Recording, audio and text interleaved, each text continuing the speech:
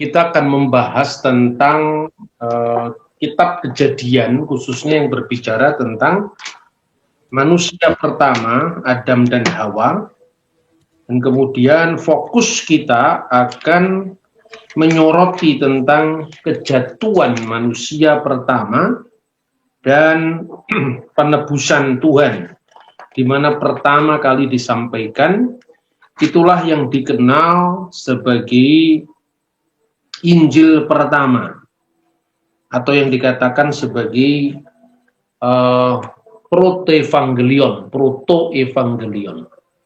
Nah, jadi sebagaimana kita tahu bahwa setelah manusia diciptakan sebagai puncak segala ciptaan Tuhan, karena manusia diciptakan menurut gambar dan rupa Allah, maka disitulah digambarkan bahwa setan itu dalam bentuk ular yang digambarkan dalam Kejadian 1, itu adalah binatang yang paling cerdik, ya, dari segala binatang yang ada di darat yang dijadikan oleh Tuhan Allah.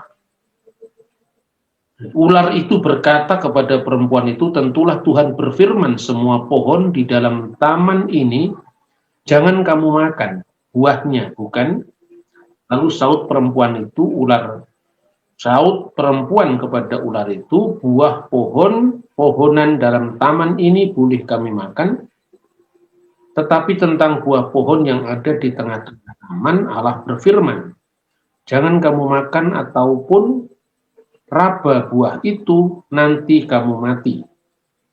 Tetapi ular itu berkata kepada perempuan itu, sekali-kali kamu tidak akan mati, tetapi Allah mengetahui bahwa pada waktu kamu memakannya, matamu akan terbuka, dan kamu akan menjadi seperti Allah, tahu tentang yang baik dan yang jahat. Maka perempuan itu melihat bahwa semua pohon itu baik untuk dimakan dan sedap kelihatannya, lagi pula pohon itu menarik hati untuk memberi pengertian. Lalu ia mengambil dari buahnya dan dimakannya, dan diberikannya juga kepada suaminya yang bersama-sama dengan dia, dan suaminya pun memakannya. Maka terbukalah mata mereka berdua, dan mereka tahu bahwa mereka telanjang. Lalu mereka menyemat dalam daun pohon ara dan membuat cawat.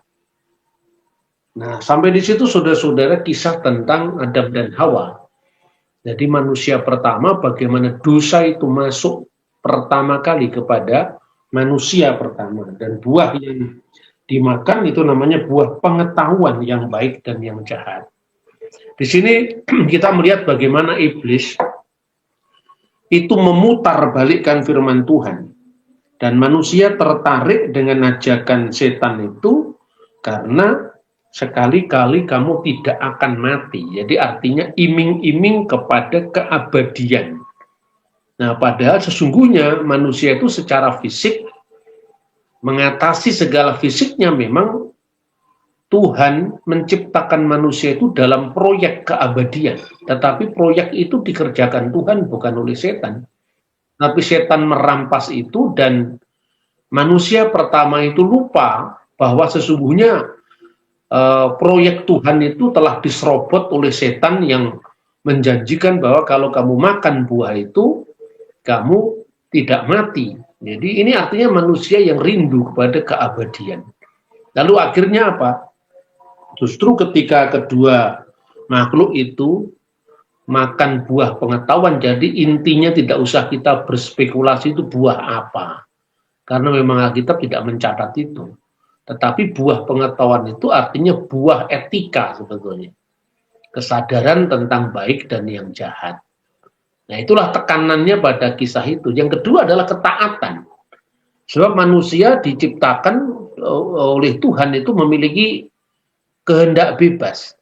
Tetapi di atas semuanya itu Tuhan memberikan syarat kepada manusia itu taat kepada firman-Nya. Tapi justru di situ manusia tidak taat, malah tergelincir oleh bujukan syaiton atau bujukan setan. Lalu ketika manusia telah jatuh ke dalam dosa itu, kemudian dia menutupi ketelanjangannya dengan menyemat daun pohon ara. Dan artinya manusia mulai menyadari bahwa dia telah berbuat salah. Lalu ketika mereka mendengar bunyi langkah Tuhan Allah yang berjalan-jalan dalam taman itu pada waktu hari sejuk, bersembunyilah manusia dan istrinya itu terhadap Tuhan Allah di antara pohon-pohonan dalam taman. Nah, ini untuk pertama kali dalam Alkitab digunakan bentuk yang namanya antropomorfisme, dari kata antropos, manusia. Antropomorfisme itu artinya menggambarkan Tuhan. Begitu dekatnya relasi itu supaya bisa dipahami oleh manusia, maka digambarkan Tuhan berjalan-jalan, Tuhan menyesal, dan itu nanti akan menyebar di seluruh kitab suci Taurat, termasuk kitab Kejadian terutama. Nah, jadi artinya apa yang ditekankan di situ, bahwa manusia dengan Tuhan itu bisa dipahami dengan dua cara. Yang pertama, cara transenden. Cara transenden itu menggambarkan Tuhan dengan segala kebesarannya yang tak tergapai oleh pemahaman manusia, oleh tangan manusia, oleh pikiran manusia. Itu transenden. Nah, kemudian yang kedua itu gambaran yang imanen, yaitu gambaran kedekatan yang sedemikian rupa sehingga manusia Tuhan digambarkan dalam bahasa yang dipahami manusia. Tuhan berjalan-jalan di taman pada hari yang sejuk, itu kan gambaran, masa Tuhan jalan-jalan? Artinya digambarkan seperti manusia. Nah, ketika orang Kristen memahami itu rahasia inkarnasi, kalau Yesus yang berjalan-jalan ya wajar, karena dalam keadaannya sebagai manusia, dia melakukan aktivitas kemanusiaan, termasuk jalan-jalan, bahkan bisa mati dalam keadaannya sebagai manusia. Tetapi kalau Tuhan dalam pengertian wujudnya Sang Pencipta, yaitu Sang Sembahan atau Allah atau Elohim itu digambarkan berjalan-jalan di taman, tentu itu harus ditafsirkan secara metaforis. Nah, makanya sejak dahulu, termasuk sebelum zamannya Tuhan Yesus, itu orang Yahudi memiliki tradisi menerjemahkan Alkitab, ya, khususnya Perjanjian Lama itu dalam bahasa Aram, khususnya sepulang pembuangan, lalu mereka menamakannya dengan Targum. Ya, karena dalam pembacaan ayat-ayat berikutnya kita nanti akan berbicara tentang Targum itu apa. Jadi Targum itu kira-kira begini, saudara. Targum itu bahasa Aramaik, bahasa yang dipakai sehari-hari oleh Tuhan Yesus. Tuhan Yesus itu kalau ke sinagog, ke rumah ibadat, ke bait Allah, dia doanya pakai bahasa Ibrani terbesar, ya. Seperti 18 berkat yang disebut Shemoneh Esrei, ya, itu memakai bahasa Ibrani. Tetapi kadang-kadang juga doanya memakai bahasa Aram, misalnya doa Kadis. Dan itu kemungkinan yang menjadi pola dari doa Bapa kami, sehingga murid-murid Yesus itu bertanya, bagaimana kami diajarkan berdoa, karena Yohanes sudah mengajarkan berdoa pada murid-muridnya, lalu Yesus mengajarkan doa Bapa kami, dan itu polanya persis sama dengan doa Kadis. Dan doa Kadis itu diucapkan dalam bahasa Aramaik, ya. Itu Targum. Lalu sepulang dari pembuangan Babel, itu kisahnya orang-orang Yahudi itu sudah banyak yang tidak memahami bahasa Ibrani klasik. Nah, maka mulailah sejak zamannya Esra dan Nehemia, mereka membaca Taurat itu, dan kemudian seorang maturgeman. Maturgeman itu bahasa Indonesianya penerjemah, bahasa Arabnya mutarjim, seorang penerjemah, ya. Jamaknya maturgemanim, ya. Itu artinya penerjemah. Lalu penerjemah itu kemudian mengartikan dari bahasa Ibrani ke dalam bahasa Aram. Mula-mula itu lisan, di setiap rumah ibadat setiap kali ada khotbah atau ada homili. Lama-lama terjemahan-terjemahan bebas yang disebut targum itu dikumpulkan, dan kemudian muncullah terjemahan dalam bahasa Aram yang dikenal dengan targum. Nah, targum itu keberadaannya bisa dilacak dari zaman sebelum Yesus, misalnya targum Ayub yang ditemukan di naskah-naskah Laut Mati.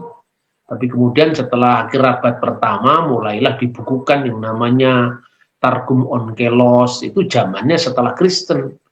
Sekalipun tradisi lisannya itu sudah muncul jauh sebelum Yesus, terbukti adanya Targum Ayub. Kemudian ada bahkan Targum yang ditulis setelah zaman Islam. Misalnya Targum Onkelos, Targum Pseudo Yonatan misalnya, itu setelah zaman Islam. Pada awal baik-baiknya hubungan antara Islam dan Yahudi, orang Yahudi yang berada di bawah pemerintah Islam. Dan memang pemerintah Islam waktu itu dalam masa-masa tertentu itu memang sangat toleran terhadap keberadaan orang Yahudi. Dan di masa-masa yang lain itu adalah masa-masa yang kadang-kadang tegang karena ada penindasan. Jadi ini sejarahnya seperti itu, saudara-saudara. Lalu apa cirinya targum? Cirinya targum itu, setiap kali mereka membaca teks-teks yang sifatnya itu antropomorfisme, jadi Tuhan seolah digambarkan seperti manusia, itu selalu tetragrammaton, 4 huruf suci, ya, misalnya Adonai yang bacaannya itu, atau Baal Shem, Tuhan Sang Nama, atau Hashem, nama itu selalu dibaca dengan memra Adonai, memra Tuhan. Jadi kalau Tuhan berjalan-jalan di taman pada hari yang sejuk, itu ditulis firman Tuhan berjalan-jalan pada waktu hari yang sejuk. Tujuannya untuk apa? Membedakan antara transendensi Allah yang tak terbayangkan oleh manusia dengan imanensi Tuhan, seolah manusia itu dekat sekali dengan Tuhan, maka digambarkan jalan-jalan, ketemu Tuhan di bawah pohon, naik ke Gunung Sinai bertemu dengan Tuhan. Itu yang disebut dengan gambaran-gambaran antropomorfisme tadi. Jadi bukan berarti orang Yahudi mengerti paham mujazimah, tidak. Mujazimah itu paham yang mengatakan Tuhan itu berjisim, tidak. Itu harus dimaknai secara metafor. Dan semua agama itu saya kira ada yang namanya metamor untuk memahami firman Tuhan, itu saya kira ada, ya.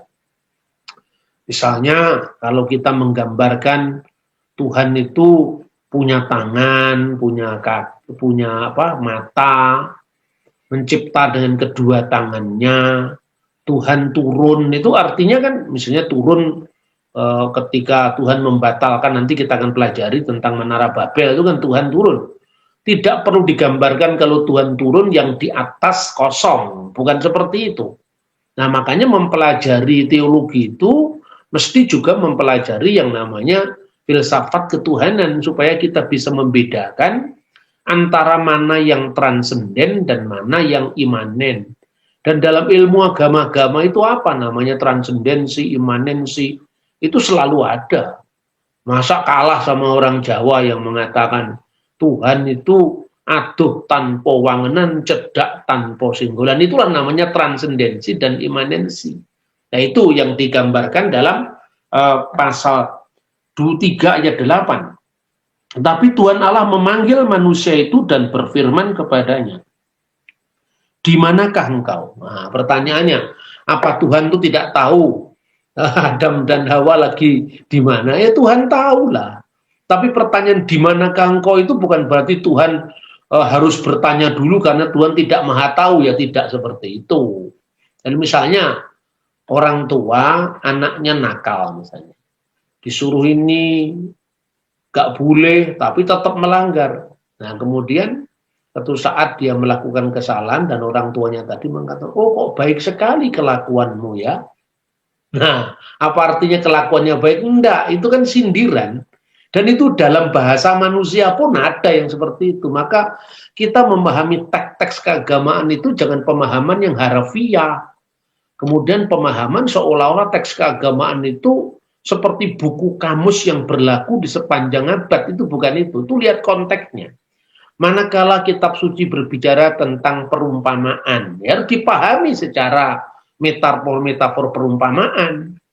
Manakala kitab suci berbicara tentang moral, etika, ya harus mutlak, tidak bisa ditawar-tawar. Manakala kitab suci berbicara tentang hal yang sifatnya faktual, ya faktual misalnya. Pengaburan semacam inilah yang menjadi ciri khas kaum bidat, yang tidak bisa membedakan mana tek-tek yang sifatnya historis, mana tek-tek yang sifatnya alegoris. Misalnya ya, ini saya selalu kalau memberi contoh itu kemana-mana supaya kita tidak hanya fokus pada teks, ya. Artinya teks itu harus dihidupi dengan konteks. Nah kalau teks tidak dihidupi dengan konteks, kita tidak bisa memahami teks itu dengan baik. Makanya kadang-kadang kalau saya memberikan contoh itu muter dulu, jangan disalahpahami. Ini pola narasi. Pola narasi itu polanya orang timur. Sebab bicara Alkitab itu bukan seperti rumusan matematika, rumusan kimia, bukan gitu. Kadang-kadang kita memerlukan narasi itu untuk mendekatkan antara dunia yang sifatnya ilahiyah, yang berada di atas ruang dan waktu, dengan dunia kita yang terbatas, yang terikat oleh ruang dan waktu, ya. Di manakah engkau? Itu pertanyaan tentang nilai. Artinya di manakah posisimu? Bukan Tuhan tidak tahu. Di manakah posisi moralmu? Seperti itu. Ia menjawab, ketika aku mendengar bahwa engkau ada di dalam taman ini, aku menjadi takut karena aku telanjang. Sebab itu aku bersembunyi. Jadi ungkapan ini, ungkapan pertanggungjawaban manusia pertama ketika ditanya posisi moralnya. Berarti kamu ini melanggar, kan gitu kan? Firman-Nya, siapakah yang memberitahukan kepadamu bahwa engkau akan telanjang? Apakah engkau makan dari buah pohon yang kularang engkau makan itu? Sekali lagi, apakah Tuhan tidak tahu? Sehingga dia bertanya dulu, siapakah yang memberitahukannya? Tuhan pasti maha tahu lah kalau itu iblis. Sekali lagi, ini pertanyaan tentang posisi moral, bukan pertanyaan tentang fakta-fakta. Manusia itu menjawab, perempuan yang kau tempatkan di sisiku, dialah yang memberi dari buah pohon itu kepadaku, maka aku makan. Kemudian berfirmanlah Tuhan kepada perempuan itu, apakah yang telah kau perbuat ini? Jawab perempuan itu, ular itu yang memperdayakan aku, maka aku makan. Lalu berfirmanlah Tuhan Allah kepada ular itu, karena engkau berbuat demikian, terkutuklah engkau di antara segala ternak dan antara segala binatang hutan, dengan perutmu lah engkau akan menjalarkan, dan debu tanahlah yang akan engkau makan seumur hidupmu. Aku akan mengadakan permusuhan antara engkau dan perempuan ini, dan antara keturunanmu dan keturunannya. Keturunanmu akan meremukkan kepalamu, dan engkau akan meremukkan tumitnya.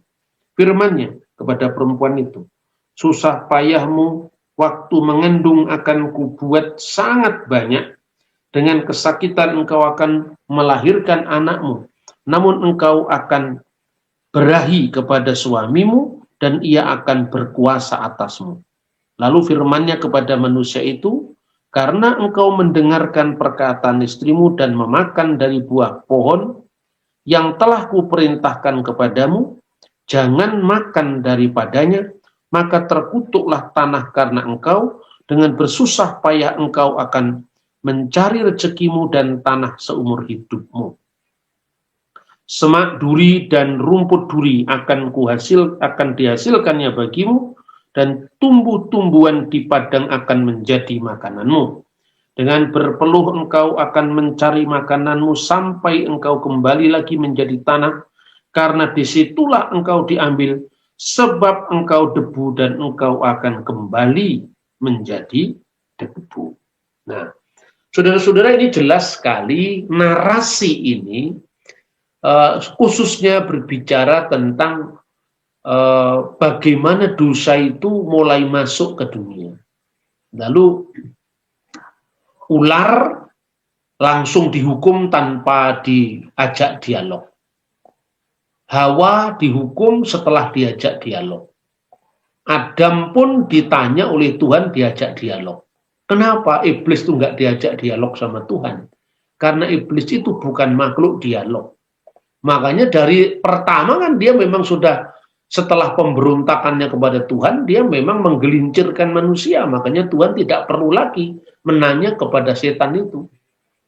Nah, tetapi untuk manusia itu kan seperti apa ya, berada di kedua medan interaksi antara kecenderungan berbuat baik dan kecenderungan berbuat jahat.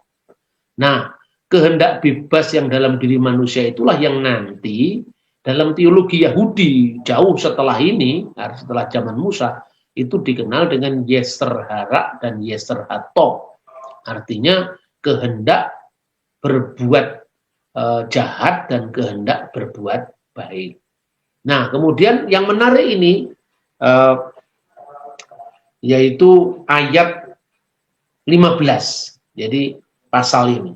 Aku akan mengadakan permusuhan antara engkau dan perempuan ini, antara keturunanmu dan keturunannya. Keturunannya akan meremukkan kepalamu dan engkau akan meremukkan tumitnya. Inilah nubuat pertama kali tentang penebusan, di mana keturunan perempuan ini itu menunjuk kepada Sang Mesias yang akan menderita dan tumitnya akan diremukkan oleh setan. Itulah nubuat tentang penyalipan. Jadi penyalipan itu sudah diwartakan oleh Tuhan di awal penciptaan manusia begitu manusia jatuh ke dalam dosa. Dan itulah pula yang apabila kita membaca di dalam Injil, kadang-kadang kalau kita membaca dalam suasana yang polemik, mencari salahnya orang yang tidak akan ketemu. Belajar agama itu mesti dengan hati nurani yang bersih, ya. Kita harus belajar apa maksudnya firman itu, bukan kemudian sekedar kita untuk memojokkan orang. Karena ini logika-logika polemik seperti ini tidak menyehatkan otak kita dan juga tidak menetralkan mata kita untuk melihat kebenaran.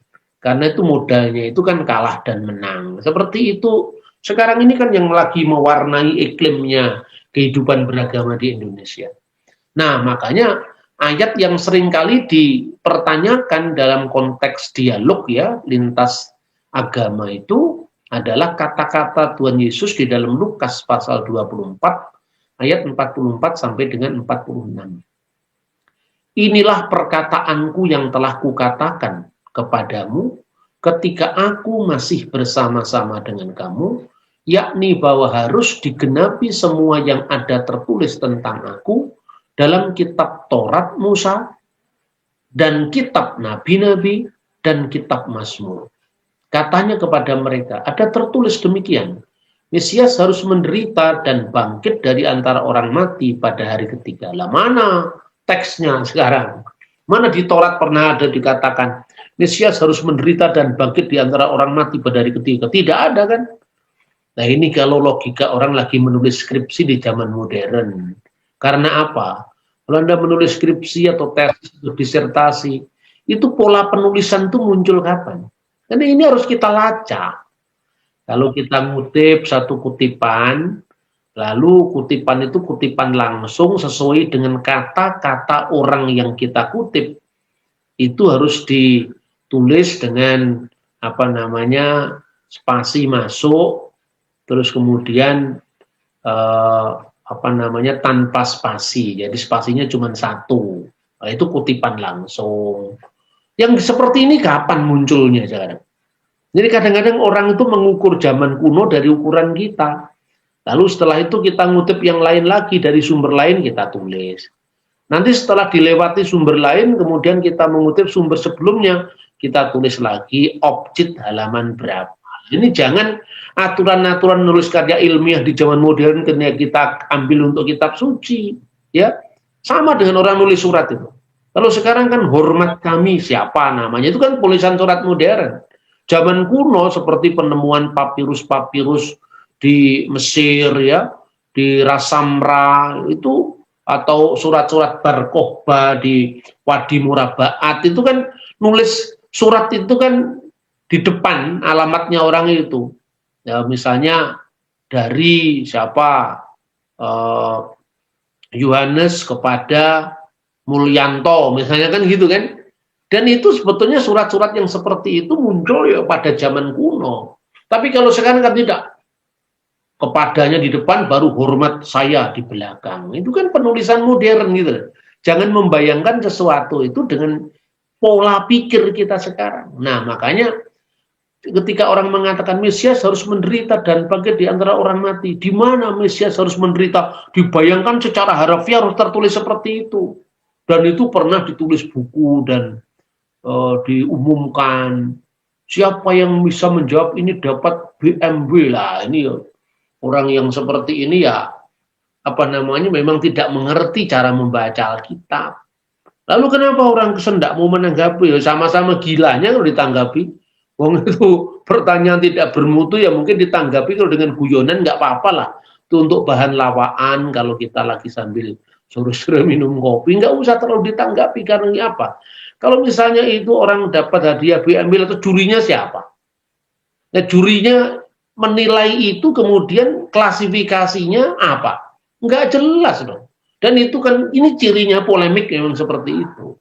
Nah, karena itu kita mulai melihat sekarang, gimana ada Taurat Musa tertulis Mesias harus menderita, harus bangkit di antara orang mati.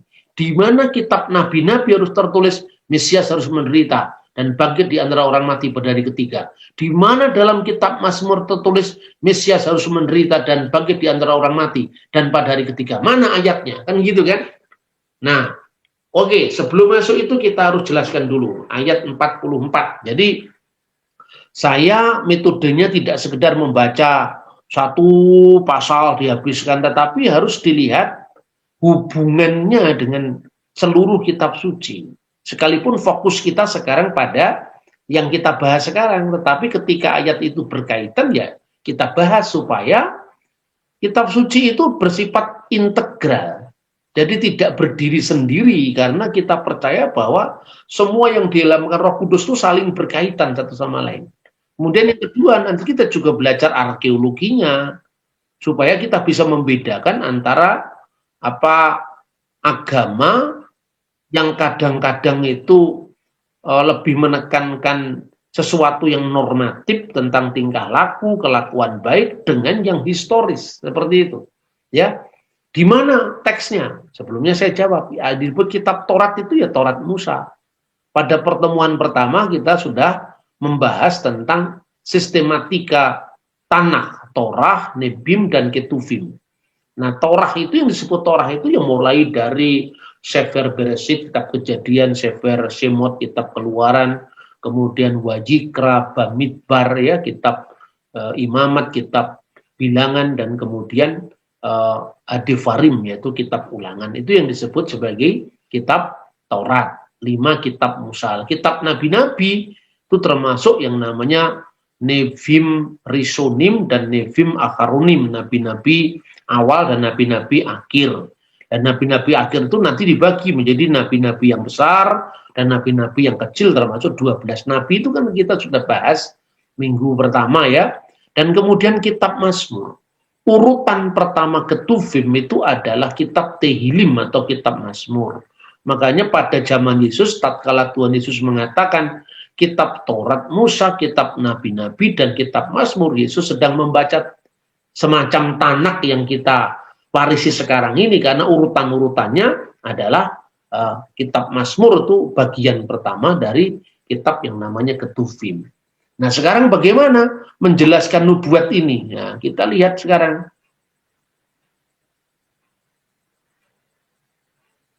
Ya, ini. Mesias harus menderita dan bangkit di antara orang mati pada hari ketiga. Itu harus digenapi, kata Yesus. Yakni semua harus digenapi yang tertulis tentang aku, bahwa Mesias harus menderita, bangkit di antara orang mati, dan bangkit pada hari ketiga. Di antara orang itu ada hari ketiga. Pertama sekarang kita lihat penggenapan nubuat, ya. dalam Taurat Musa sekarang. Mana ayatnya? Nah, kalau secara umum kitab Taurat itu bicara tentang kebangkitan orang mati pun tidak eksplisit. Perhatikan. Maka dikumpulkan bersama keluarganya itu artinya mati. Harapan akan dunia akan datang. Ya seperti kalau orang Indonesia mengatakan, kemana bapaknya? Oh minta maaf Pak, bapak sudah dipun pundut. Nah, dipun pundut itu diambil. Siapa yang ngambil bapakmu? Diambil oleh Tuhan maksudnya, pulang ke rahmatullah, itu loh. Itu ungkapan-ungkapan bahasa manusia kan selalu ada, mana yang sifatnya saklek, mana yang sifatnya itu simbolik dalam bahasa manapun juga. Makanya saya selalu membaca kitab suci itu selalu dengan pendampingan perspektif budaya, perspektif bahasa, perspektif sejarah, perspektif arkeologi. Kita bukan menyulit-nyulitkan jemaat, tidak. Karena kalau kita membaca kitab suci hanya sepotong-sepotong, itu akan menimbulkan kesalahpahaman, ya. Nah, secara eksplisit ayat-ayat Taurat, nabi-nabi, Mazmur, termasuk Ketuvim disebut dalam Targum Aramaik bahwa semuanya itu akan digenapi biyume malka Mesiha, pada zamannya Raja Mesias. Nah, sekarang di dalam kitab Taurat ya, harus menderita. Mesias harus menderita. Mana? Itu tadi. Kejadian 3:18 kita akan membaca bagaimana Targum. Nah, contoh ya, ini ungkapan dari Targum. Sebentar, saya tunjukkan teksnya. Nah, ini. Aku akan mengadakan permusuhan antara engkau dan perempuan ini, antara keturunanmu dan keturunannya. Keturunannya akan meremukkan kepalamu, dan engkau akan meremukkan tumitnya. Saya berikan contoh ini, Midras Beresit Rabah. Bukan kita mau cari pembenaran dari orang Yahudi sama sekali, tidak.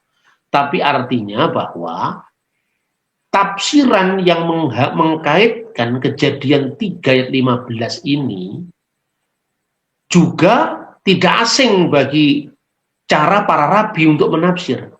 Rabi Tanhuma berkata, dalam nama Rabi Samuel, Hawa memiliki rasa hormat kepada benih keturunan yang datang di tempat lain. Siapakah dia? Dia adalah Raja Mesias. Jadi ini bukan tafsiran Kristen, gitu loh maksud saya. Sekalipun orang Yahudi memahami itu bukan Yesus, tetapi orang Kristen menafsirkan itu bukan sekedar tafsiran bebasnya dia memiliki akar dari pemahaman Yudaisme pada umumnya. Nah, demikianlah Targum menerjemahkan, Targum ingat ya tadi sampai menerjemahkan Kejadian 3 ayat 15 yang teksnya harafiah dalam bahasa Ibrani itu, aku akan mengadakan permusuhan antara engkau dan perempuan ini, antara keturunanmu dan keturunannya, keturunannya akan meremukkan kepalamu, dan engkau akan meremukkan tumitnya. Ini diterjemahkan begini sama orang Yahudi ya dalam Targum Neofiti. Aku akan mengadakan permusuhan antara engkau dan perempuan ini, antara benih keturunanmu dan benih keturunannya. Dan akan terjadi pada saat keturunannya memelihara hukum Taurat, mereka akan meremukkan kepalamu. Tetapi ketika keturunannya meninggalkan hukum Taurat, maka kamu akan meremukkan tumitnya. Namun akan ada kesembuhan untuk mereka, sebaliknya tidak ada kesembuhan untukmu, untuk ular, untuk setan. Mereka ditakdirkan mendapatkan damai pada akhirnya biyumi demalka Mesiha, pada zaman sang Raja Mesias. Jadi yang pertama ini, ketika engkau keturunannya Hawa ini, keturunannya perempuan itu memelihara Taurat, dia akan meremukkan kepala ular. Artinya terus-menerus bisa melakukan perlawanan terhadap setan. Itu digambarkan dengan meremukkan kepala ular. Tetapi ketika keturunannya meninggalkan hukum Taurat, ketika anak-anak sang perempuan itu masih umum, anak-anak dalam pengertian keturunannya manusia ini meninggalkan hukum Taurat, dia akan meremukkan tumitnya, tumit keturunannya itu. Dan semua pergulatan manusia antara iblis yang meremukkan tumit manusia dan iblis manusia yang bisa meremukkan kepala ular itu dalam kehidupan sehari-hari yang konkret sepanjang abad itu akan menemukan puncaknya. Apa itu? Akan ada kesembuhan bagi mereka, bagi keturunan Hawa, bagi keturunan perempuan. Tetapi tidak ada kesembuhan bagi setan. Artinya memang setan itu memilih jalan itu sebelum penciptaan manusia untuk jatuh. Mereka ditakdirkan mendapat damai, keselamatan pada akhirnya di zaman Sang Mesias. Nah, dengan kita memahami background-nya, bagaimana saudara tua kita, orang Yahudi memahami firman Tuhan, sekalipun juga Yudaisme itu tidak satu tipe ya. Orang Yudaisme di Qumran, kaum Eseni, percaya Mesias itu adalah anak Allah. Tetapi orang Yahudi setelah Yamnia tidak percaya lagi Mesias itu anak Allah dalam pengertian yang ilahi, yang kekal. Tetapi dia percaya ya Mesias itu adalah Mesias politik yang lebih banyak diartikan secara nasionalistik. Dan ini harus dipilah satu demi satu. Tidak bisa metodenya dicomot sana, kalau menguntungkan kita pakai, kalau enggak kita tuduh palsu, tidak bisa begitu loh. Ya.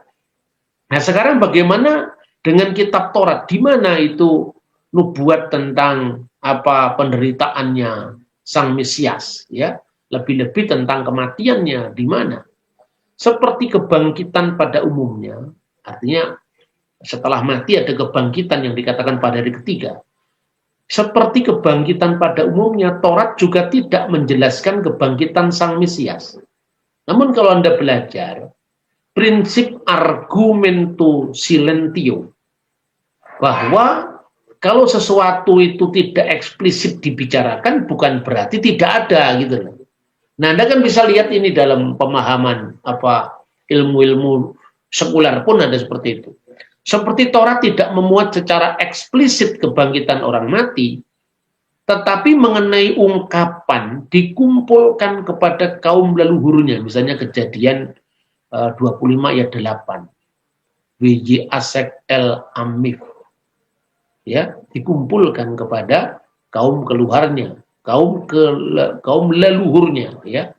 Namun apa yang secara implisit ada dalam Taurat selanjutnya diungkapkan secara lebih eksplisit dalam kitab nabi-nabi dan kitab Mazmur yang termasuk Ketuvim tadi.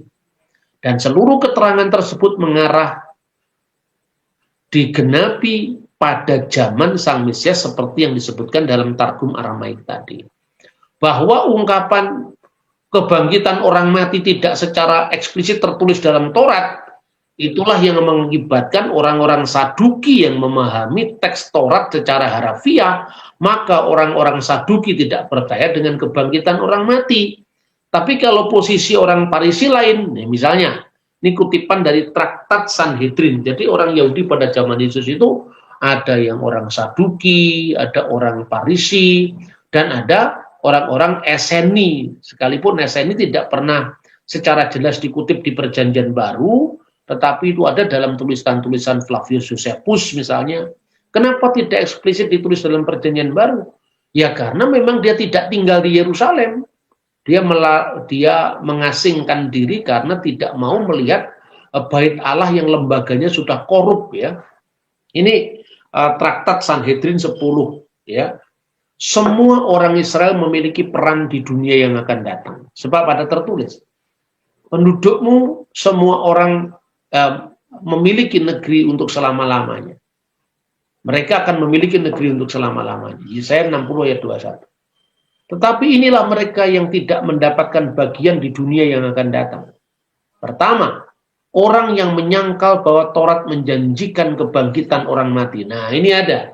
Berarti apa? Ada kebangkitan sekalipun di dalam perumusannya Taurat tidak eksplisit, bukan berarti tidak ada. Ini tafsiran para rabi yang mengatakan, yang pertama yang tidak menerima bagian di dunia yang akan datang, mereka yang menyangkal bahwa Taurat menjanjikan kebangkitan orang mati. Yang kedua yang menyangkal asal-usul surgawi Taurat. Artinya pewahyuan Taurat, dan orang skeptis. Rabi Akiba berkata, juga orang yang membaca buku-buku sesat dan mereka bergumam ragu atas ayat, aku tidak akan menimpakan kepadamu salah satu penyakit yang aku timpakan kepada orang Mesir. Artinya orang yang tidak beriman. Dan lebih parah daripada itu, kata Rabi Saul, siapa yang mengucapkan nama ilahi seperti yang tertulis. Itu yang disebut lason hara.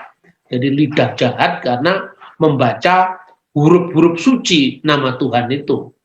Ya, dengan Yehova atau dengan Yahweh itu dianggap sebagai mengucapkan nama ilahi secara kurang ajar, karena hanya tertulis tapi tidak boleh diucapkan. Ini tradisi para rabi. Jadi artinya bahwa Taurat tidak bicara eksplisit dengan kebangkitan orang mati, bukan berarti Taurat tidak mengenal kebangkitan orang mati.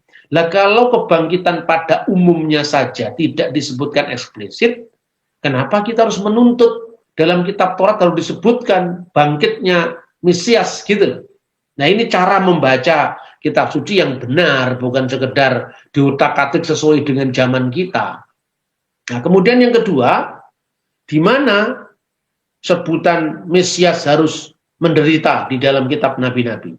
Yesaya 53 yang paling terkenal. Dengan bilur-bilurnya kita disembuhkan. Ya, jelas sekali dalam kitab Yesaya 53 yang disebut sebagai mazmur tentang hamba Tuhan yang menderita. Lalu juga ada Talmud Sanhedrin 98b.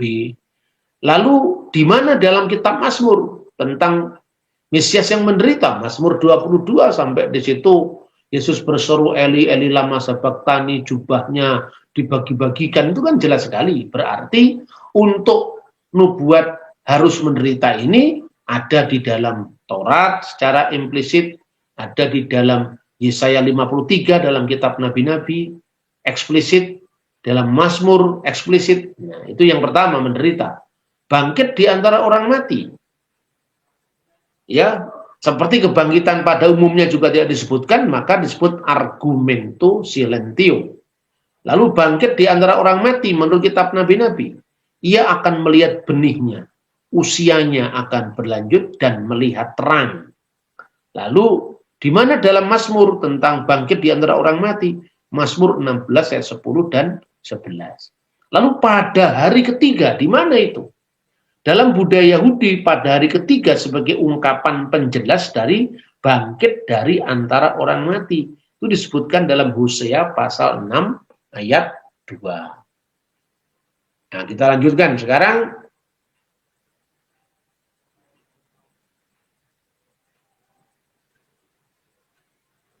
Sebentar ya. Oh, sorry. Ya. Kemudian terkait dengan nubuat Mesias yang menderita dalam Injil pertama atau proto-evangelium Kejadian pasal 3:15 itu, kemudian gereja memahami bahwa itu digenapi oleh Kristus. Dan ini ternyata bukan tafsiran khas Kristen. Dalam Targum sudah ada itu kan. Kemudian siapa identitas dari perempuan yang melahirkan Sang Mesias itu? Tentu firman itu diucapkan kepada Hawa, perempuan pertama, ya, istrinya Adam, kan begitu kan? Tapi ungkapan sang perempuan itu menjadi ungkapan yang kemudian terus dihayati dalam sepanjang kitab suci. Misalnya, ya, dalam bahasa Ibrani kata perawan itu secara eksplisit ditulis dalam Alkitab bahasa Yunani yang dikenal Septuaginta, yaitu Parthenos. Tapi di dalam bahasa Ibrani, kata almah itu juga bisa berarti perawan. Kalau menurut Hieronymus, ya, penerjemah Alkitab dalam bahasa Latin, Vulgata itu sebetulnya perempuan yang tersembunyi, perempuan yang bukan misteri, perempuan yang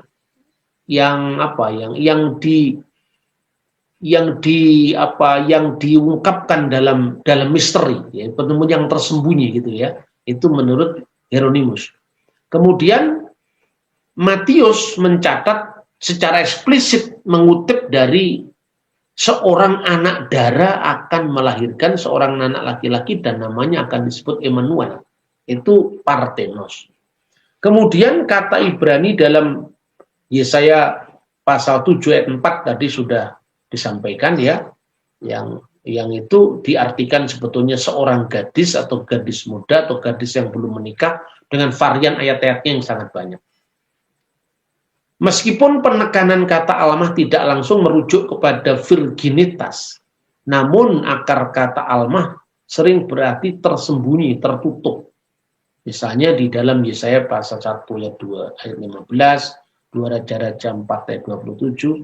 Karena itu kata almah juga menyiratkan keperawanan. Ini seperti yang ditafsirkan oleh Hieronymus yang mengartikan perawan sebagai perawan yang tersembunyi tadi.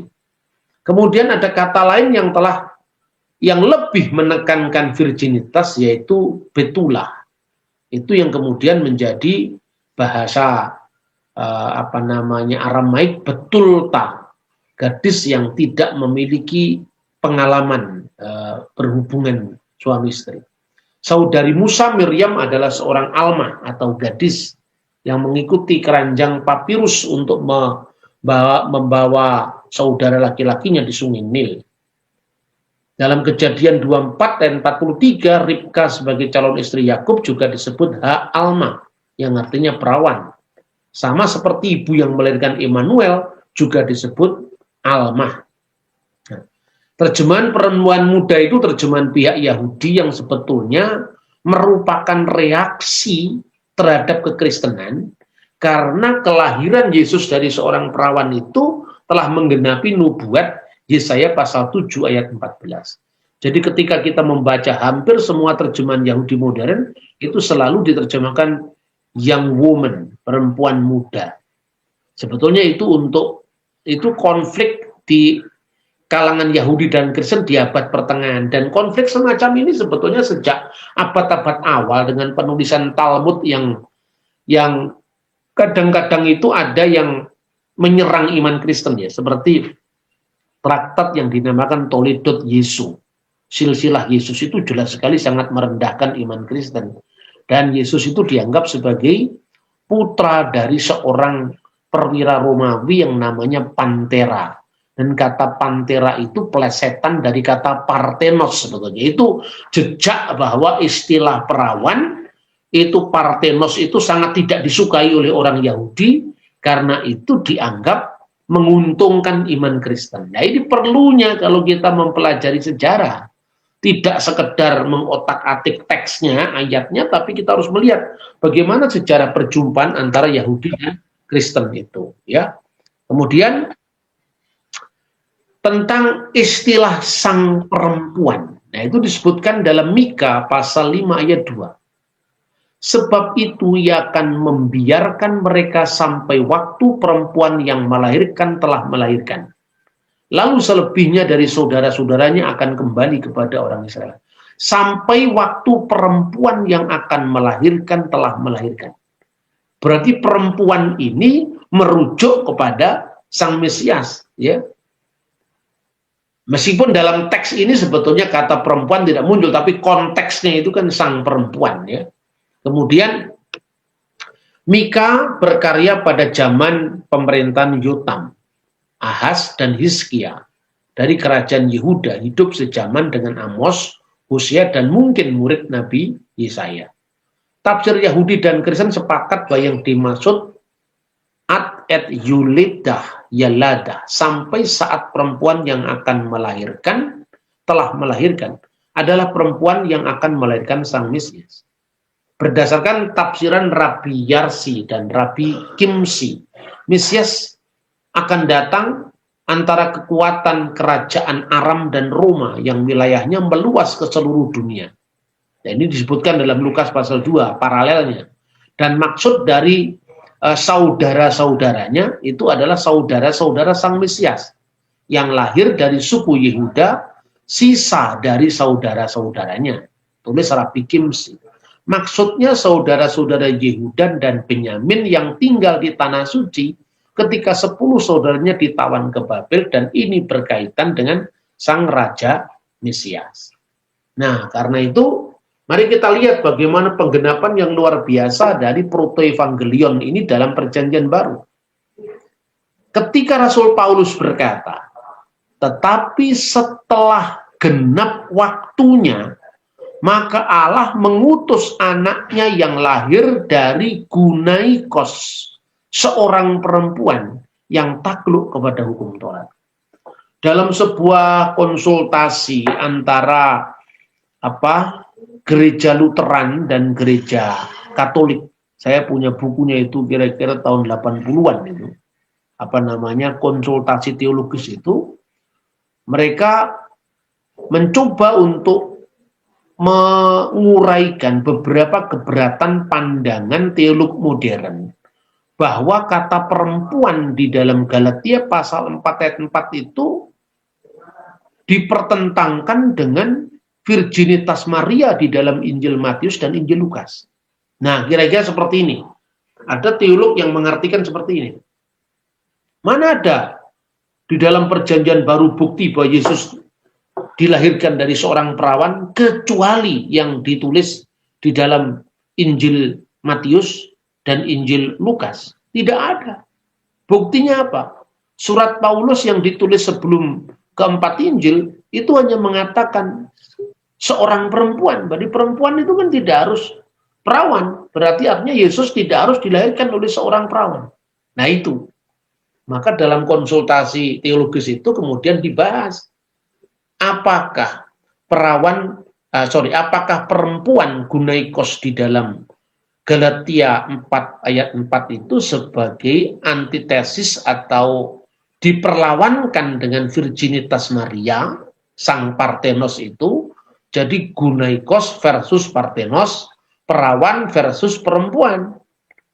Itu bukan merupakan bukti Yesus tidak dilahirkan oleh seorang perawan, atau kata perempuan itu punya makna lain yang ditekankan oleh Paulus. Lah itu. Nah, kemudian kedua gereja itu menyepakati, dan saya kira demikian juga tafsiran gereja Ortodok.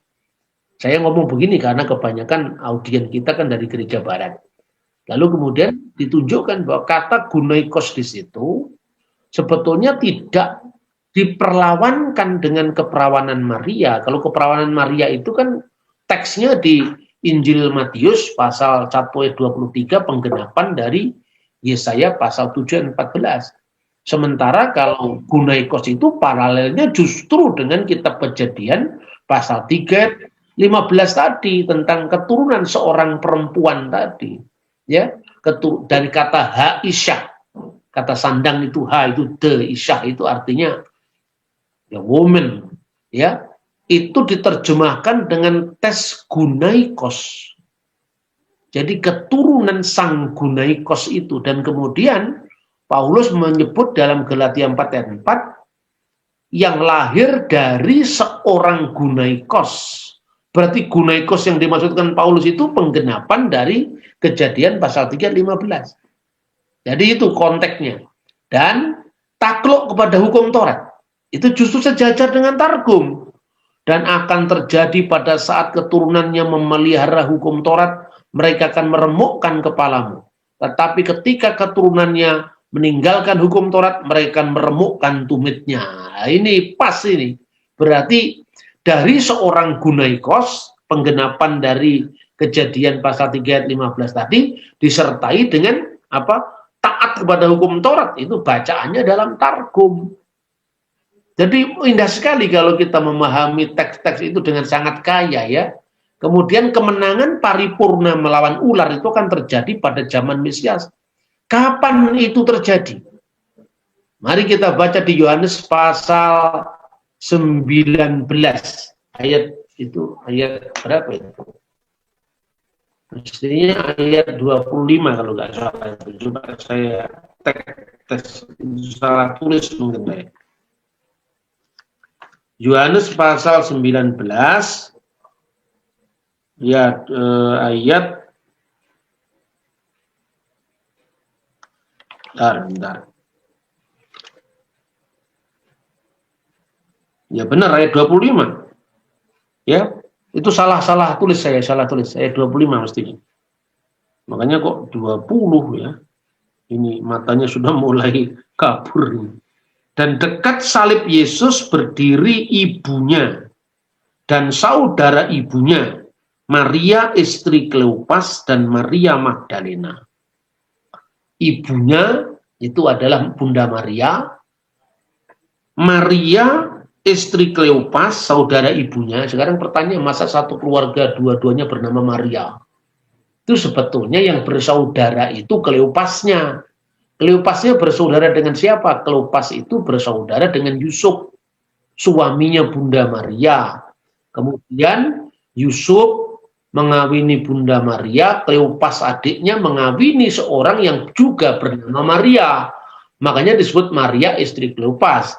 Dan menurut Hieronymus, Bapak gereja yang menerjemahkan Alkitab di Bethlehem itu, ya, berdasarkan informasi yang dia kumpulkan dari Bethlehem dan sekitarnya, dan juga bapak-bapak gereja sebelum dia mengatakan bahwa Maria istri Kleopas itulah yang melahirkan Yakobus yang disebut saudara Tuhan. Maka Yakobus dan Yoses itu adalah anaknya Kleopas dengan istrinya yang bernama Maria, maka disebut Maria ibu Yakobus dan Yoses. Sementara Bunda Maria memperanakkan Yesus. Lalu kita lihat lagi. Ketika Yesus melihat ibunya, di sini digunakan kata ibunya itu kata netral, yaitu mater. Mater itu yang menjadi bahasa Latin mater. Mater itu ibu. Ibu secara fisik. Dan murid yang dikasihinya, maksudnya Yohanes di sampingnya, berkatalah ia kepada ibunya, kepada meternya. Meter, ya, mater, ibu secara fisik.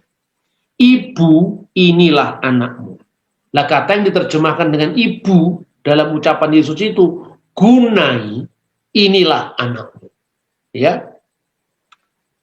Gunai, inilah anakmu. Jadi Kristus itu seolah-olah mau mengatakan kepada ibunya, dalam batas-batas yang bisa ditanggung oleh manusia yang wajar, ketika sang putra yang secara fisik itu memang adalah putranya, sehingga Lukas pasal 1 ayat 42 dikatakan, terpujilah engkau di antara semua perempuan dan terpujilah buah rahimmu.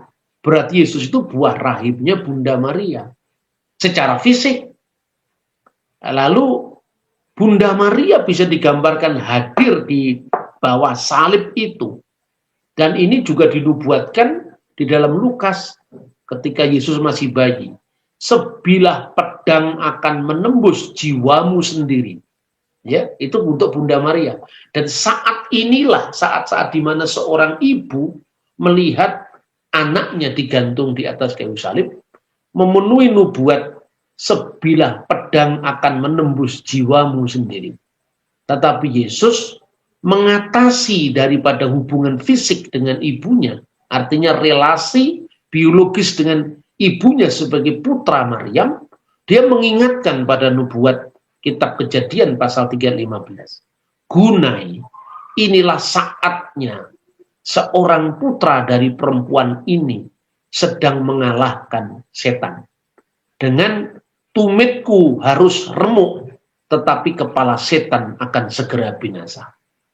Itulah saat-saat penggenapan itu, dan saya meyakini bahwa apa yang dikatakan oleh Yesus itu memang mengarah pada penggenapan dari Kejadian pasal 3 ayat 15. Ibu, gunai, inilah anakmu.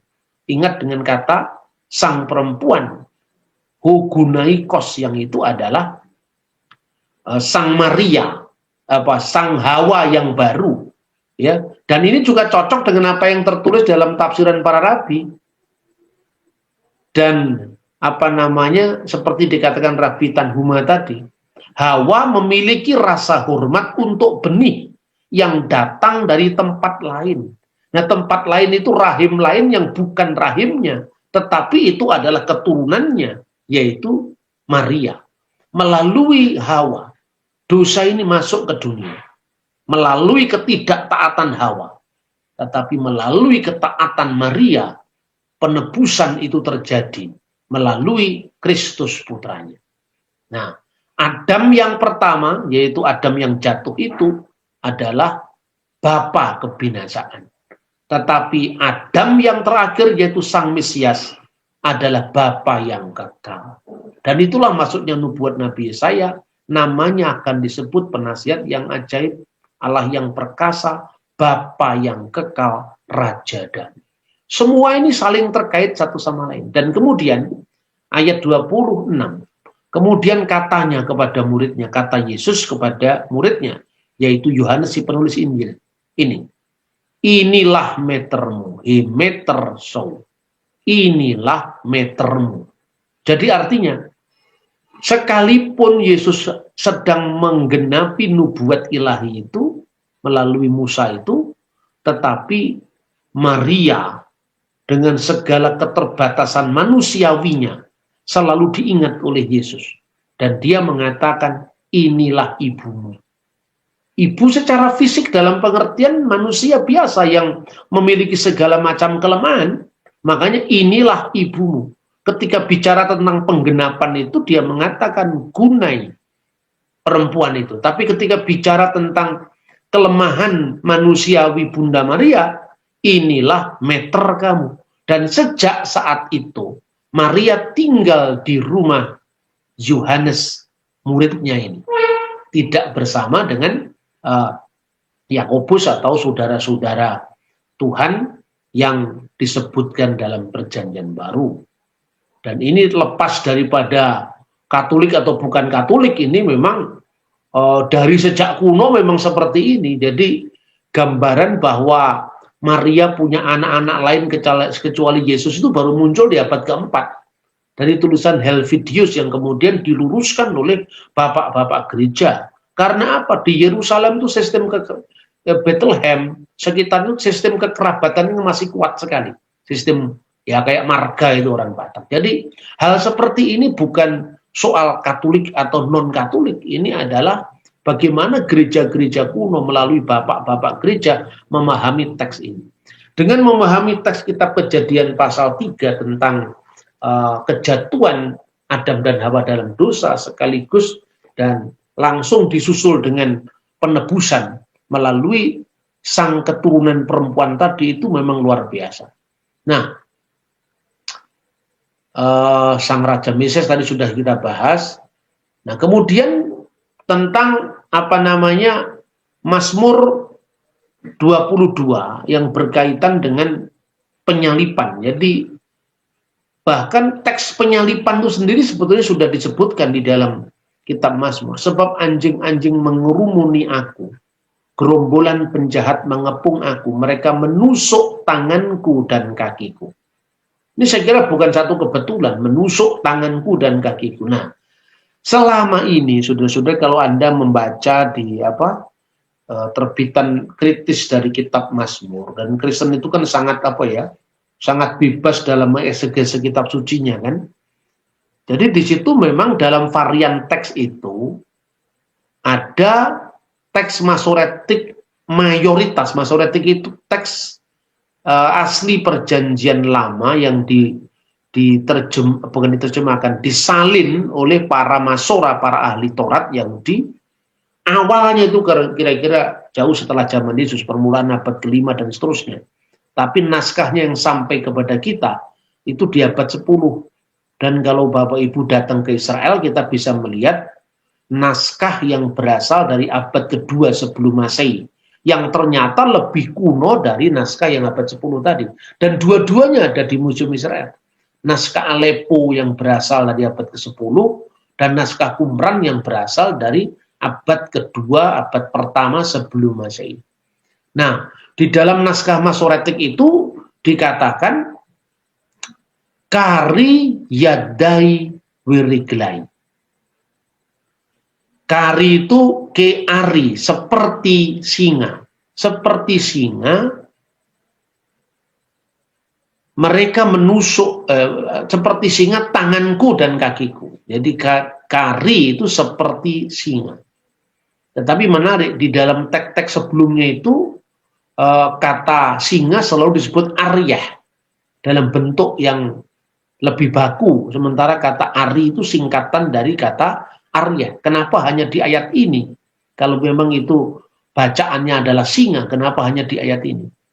Maka biasanya terjemahan orang-orang Yahudi selalu menerjemahkan dengan sebab anjing-anjing mengerumuni aku, gerombolan penjahat mengepung aku, seperti singa tanganku dan kakiku. Nah, karena itu janggal, tanganku dan kakiku kok seperti singa. Biasanya di dalam sejumlah tafsiran Yahudi diberi tanda kutip, ya. Mereka menepuk aku seperti singa tanganku dan kakiku. Seperti itu dalam banyak terjemahan Yahudi. Tetapi saat itu pun orang itu dituduh oleh beberapa orang Yahudi yang mengatakan bahwa orang itu telah memalsukan memalsukan Mazmur, karena mereka bikin sendiri Mazmur salib yang menunjuk kepada mereka menusuk tanganku dan kakiku.